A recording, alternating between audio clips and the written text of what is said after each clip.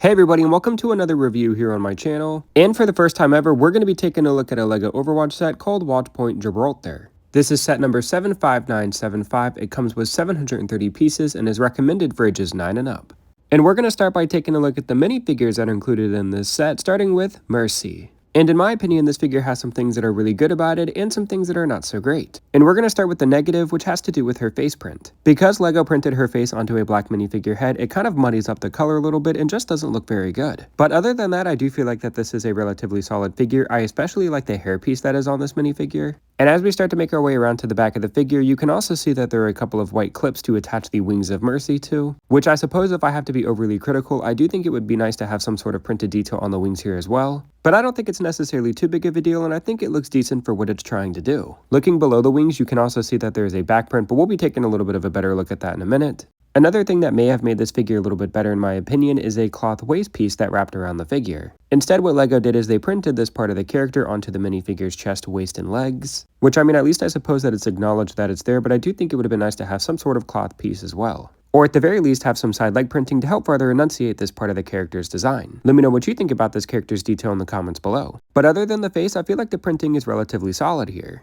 Mercy also comes with a second facial expression, and here's a quick look at her back print, which I do think looks pretty good overall. And then she also comes with her staff, which is brick built, and I think it looks decent.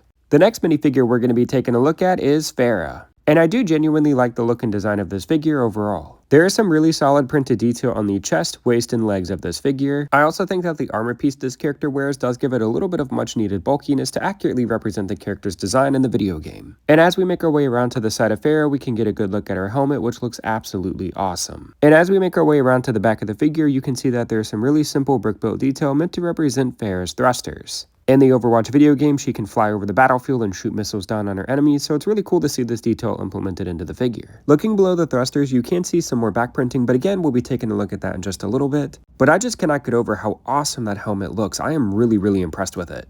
And just like with Mercy, I would love to know what you think of this minifigure down in the comments below. And finally, as we start to make our way back to the front, you can also see some printed detail on the head of this minifigure. And if we remove the helmet, we can get a good look at her full face print. And while Farah does come with a second facial expression, she unfortunately doesn't come with a hairpiece. And Farah also comes with her gun as an accessory. And for being such a simple design, I do think it looks relatively good, and it also comes with a stud shooter. The next minifigure we're going to be taking a look at is Reaper. And while I do like the design of Reaper here for the most part, I am a little disappointed by the lack of printed detail found on the character's legs. Reaper also comes with a pretty detailed looking chest print, and I'm really surprised by the white color of the mask as it is also printed on a black minifigure head like the face print of Mercy. So I'm not 100% sure why the face print of Mercy was so muddied up and discolored when we took a look at her earlier. But other than that, there's not really any more printed detail to be seen on Reaper. As we make our way around to the back of the figure, you can see that he does come with a cape piece and a standard black hood.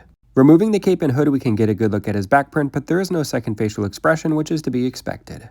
Reaper also comes with both of his guns as accessories, as well as his transparent piece meant to represent either smoke or shadows, as Reaper is an assassin type character. And I do feel like that this is a pretty cool inclusion, however I still think there should have been some printed detail on his legs we took a look at a moment ago. The last figure we're going to be taking a look at is Winston. And I do think for a big fig, he does have some pretty impressive detail and looks really great overall. And as we make our way around to the back of Winston, you can see some brick-built jet thrusters on his back that have a couple of stickers for some added detail. And while I do think that this figure looks great overall, I do wish there was a little bit of printed detail on the arms and chest of this figure. And as we continue to make our way around Winston, you can also see that he comes with his weapon as an accessory that is brick-built that has some stickers for some added detail as well. And finally, as we make our way back to the front of the figure, I do like his overall head sculpt, and it has some really impressive printed detail there too. And while I do think that this figure looks pretty great for what it is, I would have liked to have seen a little bit of printed detail found on his space suit.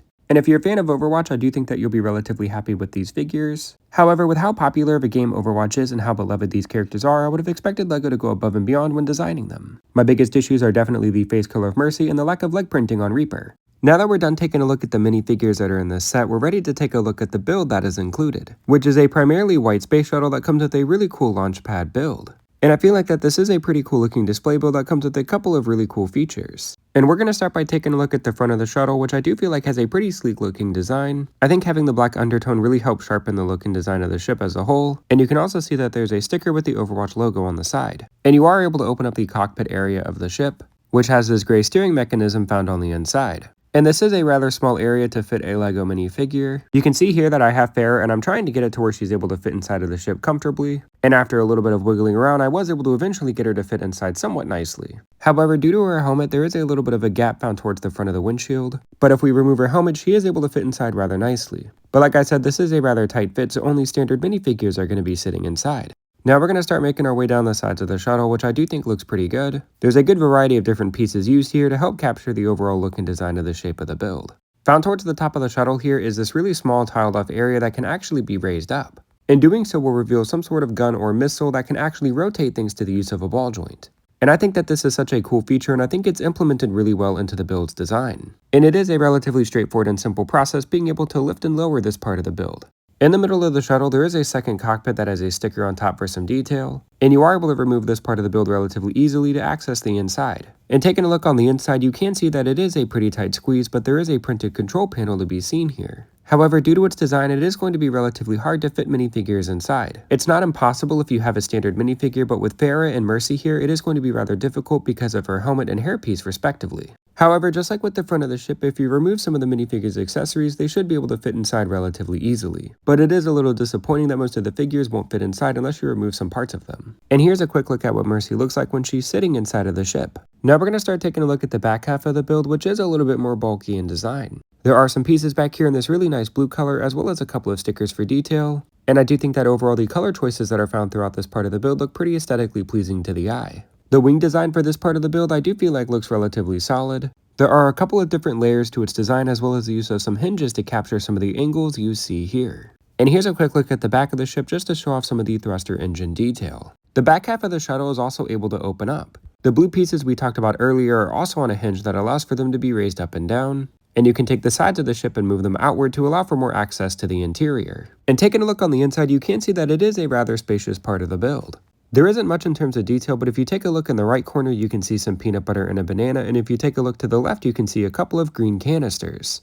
And I think the idea with this part of the ship is you're supposed to take your Winston Big Fig and place him inside. And I will say that thanks to that spacious design, he is able to fit inside relatively nicely. And props to LEGO for their design for this part of the ship because it closes up really nicely and looks great overall. The last feature I want to talk about with the shuttle is you can take it and actually pull it apart right down the middle. And I think this is actually a pretty cool play feature because it allows for you to have two different ship builds. And one thing that I appreciate is LEGO gave these parts of the ship a little bit of extra detail when displayed in these modes. For example, you can see that the ship has a tiny thruster in the back. And then if we take a look at the other ship, you can see that there are a couple of brick-built guns found on the front here. And the last thing we're going to talk about is the actual launch pad that comes with this set. There is this really nice printed piece meant to represent a checkpoint found on this part of the build. But if we take a look towards the top here, you can see that there is a brick-built satellite dish. And as we rotate it around, you can also see that there are a couple of canisters hanging on the side here. And if we look towards the top, you can see that there are a couple of handrails, and the very top part here is also able to be moved up and down. Now we're going to take a look at this part of the build from the back, and you can see that there is this red pipe that is running down the back here.